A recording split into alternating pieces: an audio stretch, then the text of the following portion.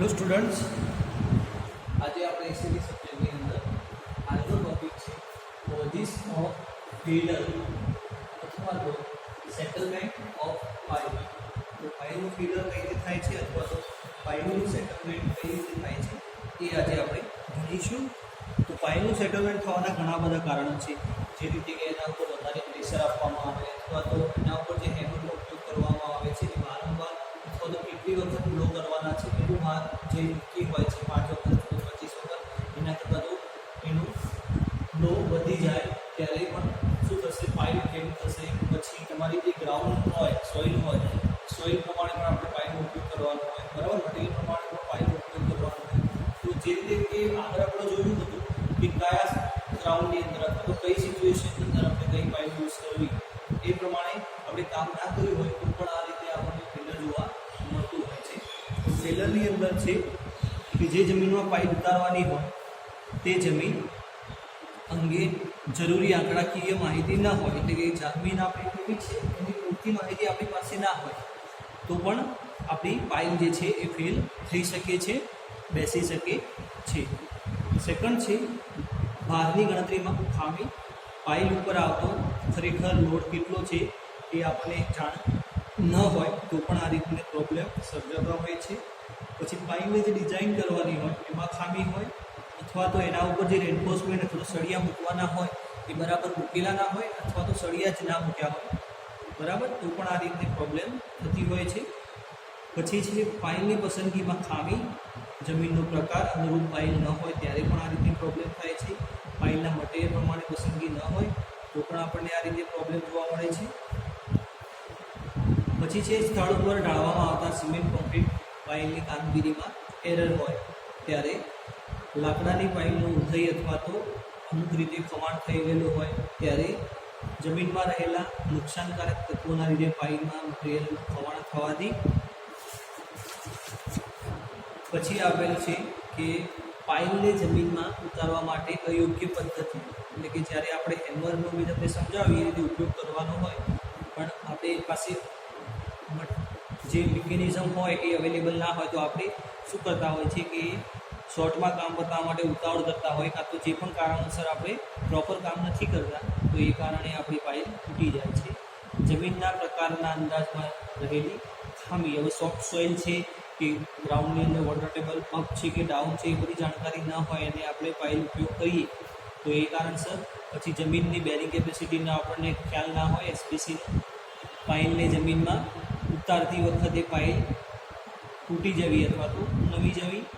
પાઇલને જમીનમાં ઉતારતી વખતે માટીના સખત સ્તરના કારણે પાઇલને સપાટીને નુકસાન થવું। ગ્રાઉન્ડની અંદર સખત લેયર આવી જાય છે પછી આપણે ત્યાં એને સ્ટોપ કરી દેવું જોઈએ, પરંતુ જો એને વધારે આપણે લોડ આપીશું અને ગ્રાઉન્ડની અંદર એડ કરવાની કોશિશ કરીશું તો ચોક્કસથી એ તૂટી જશે।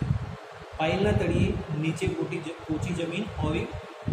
પાઇલ લોડ ટેસ્ટ પરથી મેળવેલ પરિણામોનો અભ્યાસમાં ખામી અને લેટરલ ફોર્સની ગણતરીમાં પણ ખામી હોય ત્યારે આ રીતે ઘણા બધા કારણોસર આપણને પાઇલ ફેલ થાય છે એ જોવા મળે છે। હવે આરસીસી પાઇલ ફેલ કેમ થાય છે તો એ જોઈએ। તો આરસીસી પાઇલ ફેલ થવાનું કારણ કે કોન્ક્રીટ માટે ફોર્મવર્ક દૂર કરવા જઈએ ત્યારે પણ એનું ફેલર થતું હોય છે। પછી કોન્ક્રીટ ફિક્સ ડિઝાઇનમાં ખામી હોય ત્યારે પણ એમાં શું થતું હોય, પાઇપની અંદર ફેલર થતું હોય છે। પછી અપૂરતું રેન્ફોર્સમેન્ટ અથવા તો રેન્ફોર્સમેન્ટમાં સળિયામાં વ્યવસ્થિત આપણી ગોઠવણી ના હોય, જે રીતે કે સળિયા આપણે આ રીતે બાંધવાના છે તો આપણે કઈ રીતે કામ કર્યું હોય કે આ રીતે સળિયા બાંધેલા હોય, બરાબર, તો આ કામ આપણું આ રાઈટ રહેશે, આ આપણું કામ વ્યવસ્થિત થઈ કહેવાય। પછી આવશે અપૂરતું રેન્ફોર્સમેન્ટ, જે તમને કીધું એ પ્રમાણે સળિયાની અંદર અપૂરતું કોન્ક્રીટ કવર। હવે કોન્ક્રીટ કવર આપણું જે હોય છે એ આ રીતે કોન્ક્રીટ કવર હોવું જોઈએ, તો તમારું જો રેન્ફોર્સમેન્ટ બહાર આપતું રહેશે તો તમે જે કામ કરેલું છે એ શું થશે, ફેલર ગણાશે અથવા તો જે તમે પાઇપ બનાવી છે એ પણ ફેલ કહેવાશે। પછી જે કામ કરવાવાળા મજૂર હોય એમને પૂરતું નોલેજ ના હોય ત્યારે પછી સિમેન્ટ અથવા તો બહારના હવામાનના કારણે અને સિમેન્ટની પસંદગીમાં ખામી હોય ત્યારે. હવે મેઇન મુદ્દો જે છે એ હવે આવશે, જે એક્ઝામની અંદર વારંવાર પૂછાય છે કે નેવિગેશન સ્ક્રીન ફિક્શન એટલે કે ઋણ ત્વચા ઘર્ષણ. આ વસ્તુ તમારી બહુ જ કામની છે અને એક્ઝામની અંદર પૂછાતી હોય છે ફિગર સાથે. તો આપણે ફિગર સાથે એને જોઈશું. તો બોર્ડમાં આપણે જોઈ રહ્યા છીએ એ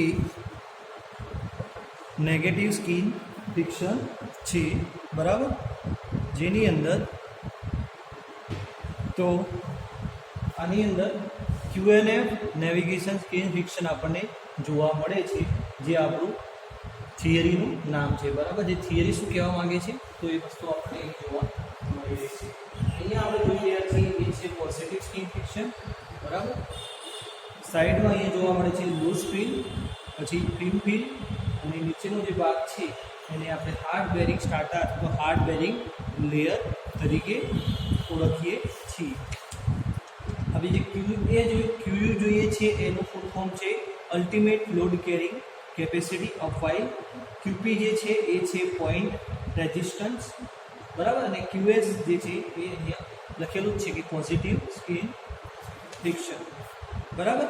તો હવે આની અંદર જોઈએ કે આ થિયરી અંદર આપણને શું સમજવાનું છે અથવા તો શું સમજાવે છે.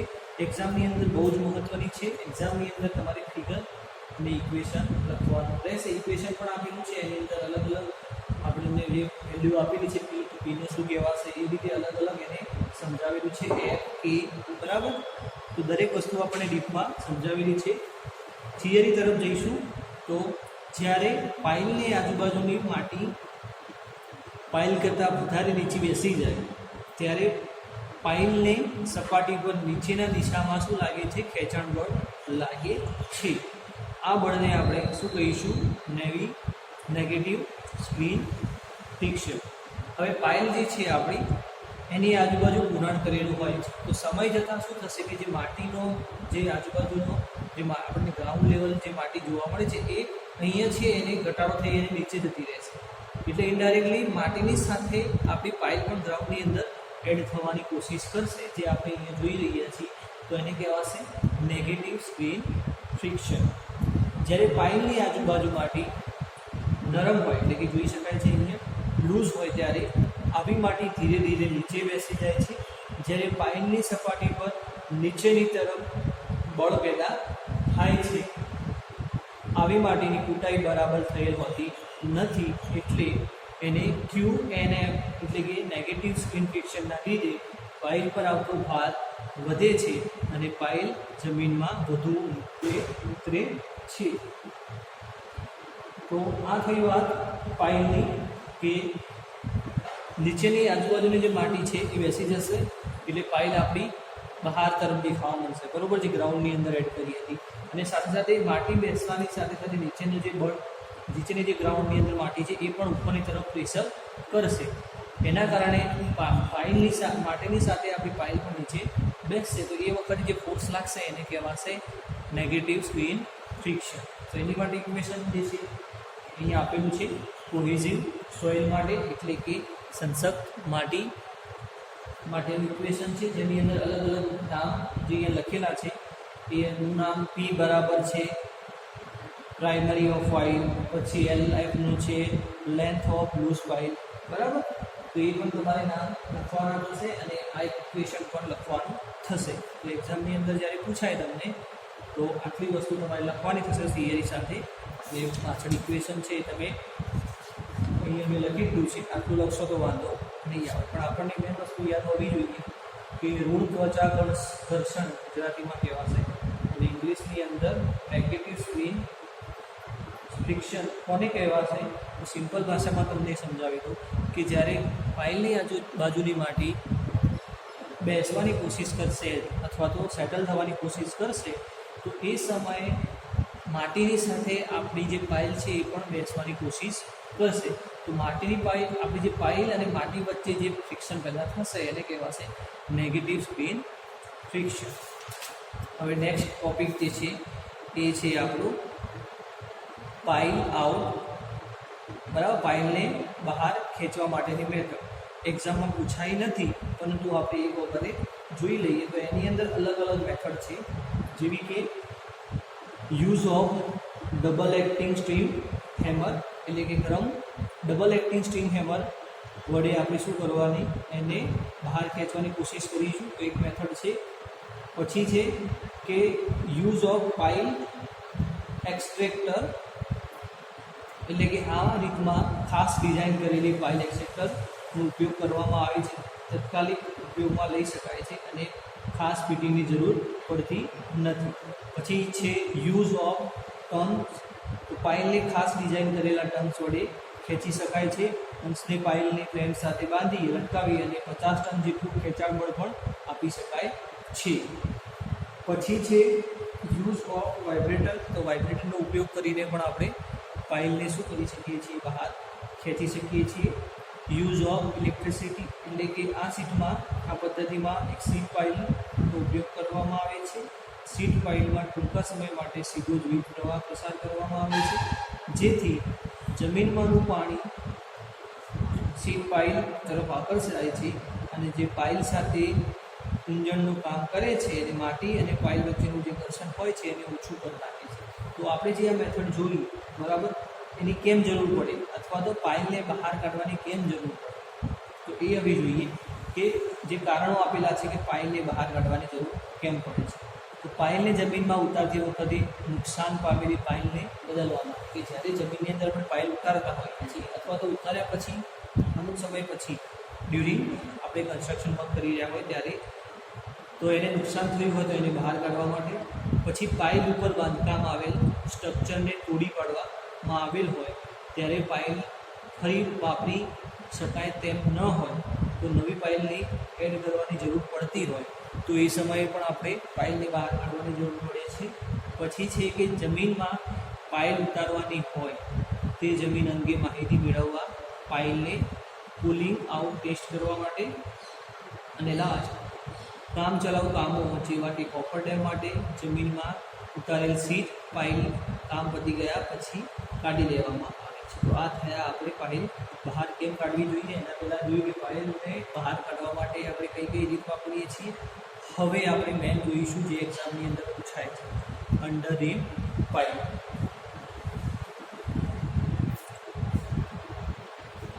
તો અંડર રીમ પાઇલ આપણે બધા જાણીએ છીએ શું હોય છે. અંડર રીમ પાઇલ તો બે સિટીની અંદર પણ ભણી ચૂક્યા હશો કે અંડર રીમ પાઇલની અંદર નીચેના ભાગે એક બલ્બ આવેલો હોય છે, જે શું થશે કે ગ્રાઉન્ડ સાથે પકડ પકડી રાખશે.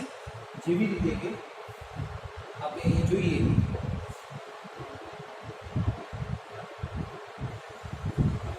તો બોર્ડમાં આપણે જોઈ શકીએ છીએ કે પાઇલ આપણી કેવી હોય, અંડર રીમ પાઇલ, બરાબર, જે અહીંયા સ્કેચ સાથે આપણે જોઈ શકીએ છીએ. તો આ જે દેખાય છે એ છે બલ્બ, બરાબર. આની અંદર આપણે જોઈ શકીએ તો અહીંયા પણ આવશે આપણું અંડર રીમ, બરાબર, અથવા તો આપણે શું કહીશું એને બલ્બ, બરાબર. તો અહીંયા આપણે જોઈ શકીએ છીએ કે એને સિંગલ બલ્બ જોવા મળે છે, જ્યારે અહીંયા છે મલ્ટીપલ પાઇલ. એટલે આ જે ખાંચ જાતિ છે એ આપણને ઘણા બધા જોવા મળશે, જ્યારે આની અંદર એક જ ખાંચ છે. પાઇલ જે શેપ છે આપણે પાઇલના પ્રકારની અંદર આપણે જોઈ ચૂક્યા છીએ. ક્લિયર. હવે ચાલુ કરીશું આપણે પાઇલ. તો અંડર રીમ પાઇલ એ સેન્ટ્રલ બિલ્ડિંગ રિસર્ચ ઇન્સ્ટિટ્યૂટ દ્વારા નિર્માણ કરવામાં આવી છે, એટલે કે CBRI,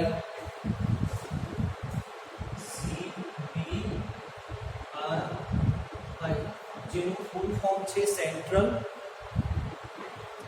બિલ્ડિંગ રિસર્ચ ઇન્સ્ટિટ્યૂટ, બરાબર.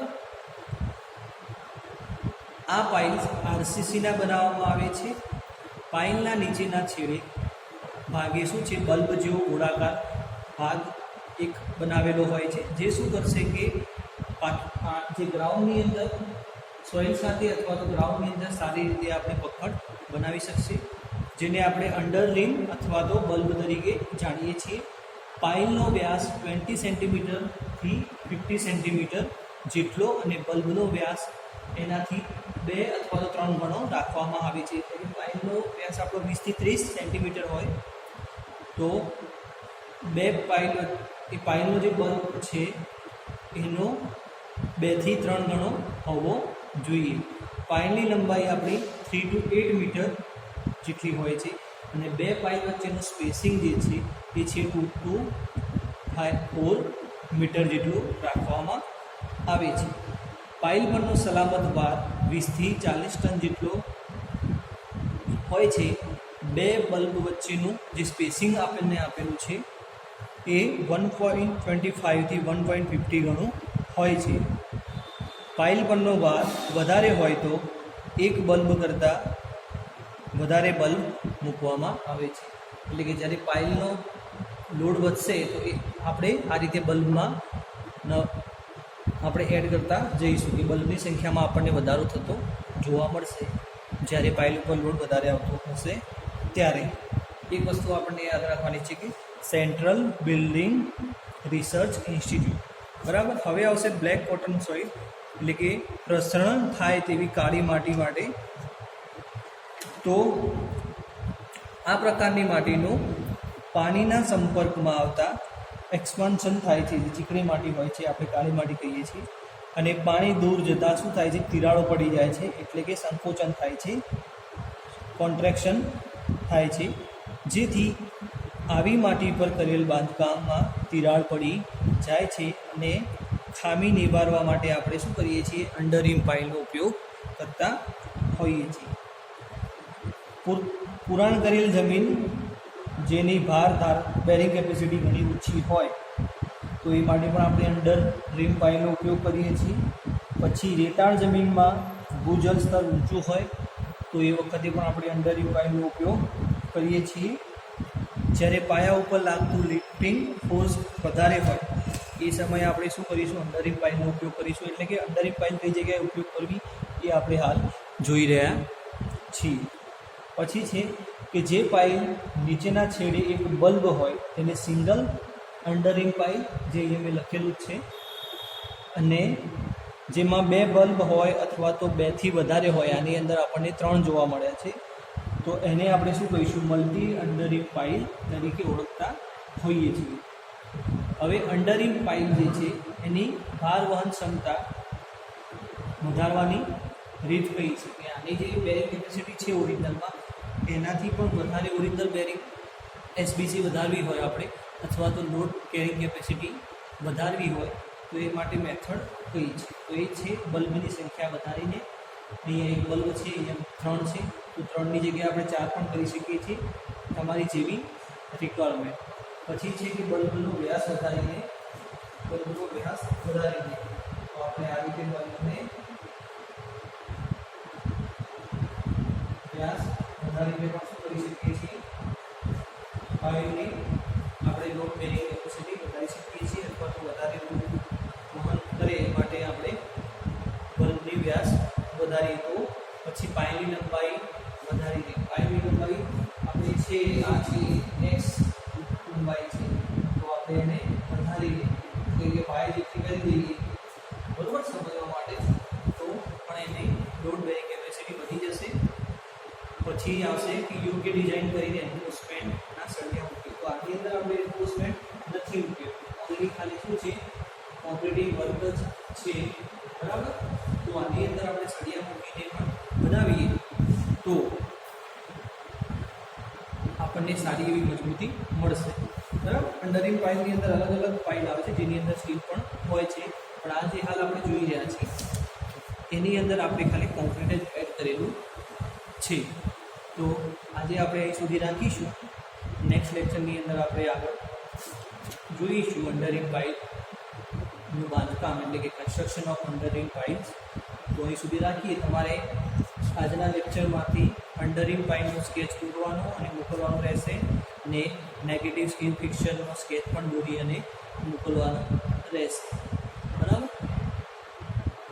અને આ એક વખત જોઈ લો જરા કે સિંગલ મલ્ટીમાં શું ફરક હોય છે અને કઈ રીતે ડ્રો કરવી, અને આ જે નામ છે એ જોઈ લો CBRI central building research institute. Civil engineer તમને ખબર હોવી જોઈએ કે ઇન્વેન્શન અથવા તો કોની શોધ કરી હતી. આ આપણને આ જગ્યાએથી મળી આવ્યું છે, સેન્ટ્રલ બ્યુરો રિસર્ચ ઇન્સ્ટિટ્યૂટ. બરાબર, થેન્ક યુ.